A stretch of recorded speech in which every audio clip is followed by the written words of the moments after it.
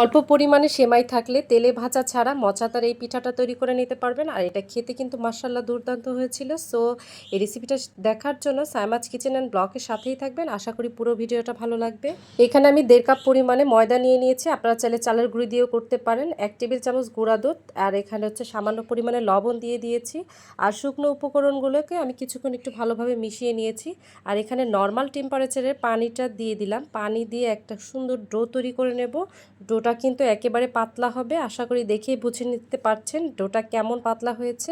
এরপর এই ডো থেকে আমি কিছুটা ডো একটু আলাদা সরিয়ে রাখবো। এখানে আমি একটু কালার ইউজ করব। এখানে আমি ফুড কালার দিয়ে দিয়েছি। আপনারা চাইলে কিন্তু জর্দার রংটাও ব্যবহার করতে পারেন বা যে কোনো কালার থাকলে আপনারা দিয়ে দিতে পারেন। এরপর একটা প্যানে আমি এখানে জাল করা দুধ নিয়ে নিয়েছি। আপনারা চাইলে কাঁচা দুধটাও জাল করে নিতে পারেন, তবে আমি জাল করা দুধ নিয়েছি। প্রায় এখানে 3 কাপের মতো দুধ নিয়ে নিলাম আর গুঁড়ো দুধ দিয়ে দিলাম প্রায় 3 থেকে 4 টেবিল চামচের মতো। আমি গুঁড়ো দুধটা দেওয়ার সাথে সাথে কিন্তু নেড়ে নিতে হবে, না হলে নিচে দলা পেকে যাওয়ার সম্ভাবনা থাকতে পারে। আর এভাবে অনবরত নেড়ে নেওয়ার পরে আমি এখানে চিনি দিয়ে দিচ্ছি। চিনিটা অবশ্য যার যার মানে টেস্টের উপরে নির্ভর করবে, কে কীরকম মিষ্টি খেতে পছন্দ করেন সেভাবেই দিবেন। আর এরপরে দুধটা কিছুক্ষণ হয়ে আসলে আমি এখানে সেমাই দিয়ে দিয়েছি। আমি এখানে বড় সেমাইটা দিচ্ছি। এরপরে হচ্ছে এখানে আমি সুজি দিয়ে দিলাম। সুজিটা দিলে একটু ঘন হয়ে আসবে আর সেমাইটা সুজিটা একসাথে একেবারে সুন্দর করে মিলিয়ে নিলাম। আর সামান্য পরিমাণে এখানে লবণ দিয়েছি। লবণটা দিয়ে আমি কিছুক্ষণ একেবারে নেড়ে চেড়ে নেব একেবারে থিকনেস আসা পর্যন্ত। দেখুন কতটা থিক হয়ে এসেছে। আর এটা কিন্তু ঠান্ডা হওয়ার পরে আরও বেশি জমে যাবে।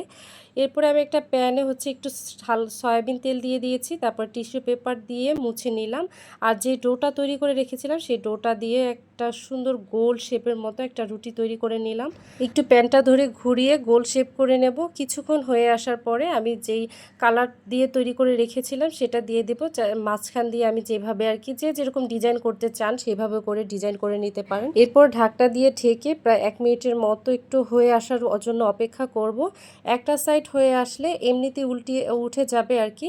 এরপর একটু চেপে চেপে কিছুক্ষণ একটু ভেজে নেব। জাস্ট যেহেতু ময়দা দিয়ে করছি যাতে আটা আটা না লাগে খাবারের সময়, এই জন্য কিন্তু একটু কিছুক্ষণ রুটির মতো ভেজে নিতে হবে, তাহলে কিন্তু ভালো লাগবে।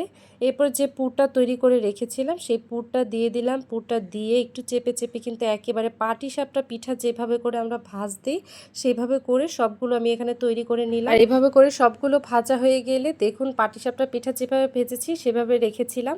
আর আমি একটু মাঝখান দিয়ে কেটে নিয়েছি, কেটে নিলে আমার কাছে বেশ ভালো লেগেছে। আর এইভাবে করে বাসায় একবার ট্রাই পারেন। এটা খেতে কিন্তু মাশাআল্লাহ খুবই মজা হয়েছিল। ভিতরের পুর দিয়ে খেতে কিন্তু খুবই মজা লেগেছিল। আর এভাবে করে বাসায় একবার ট্রাই করে দেখতে পারেন। আশা করি সবার ভালো লাগবে। আর কেমন লাগলো অবশ্যই কমেন্ট করে জানাবেন। আজ এই পর্যন্তই। ভালো থাকবেন সবাই। আসসালামু আলাইকুম।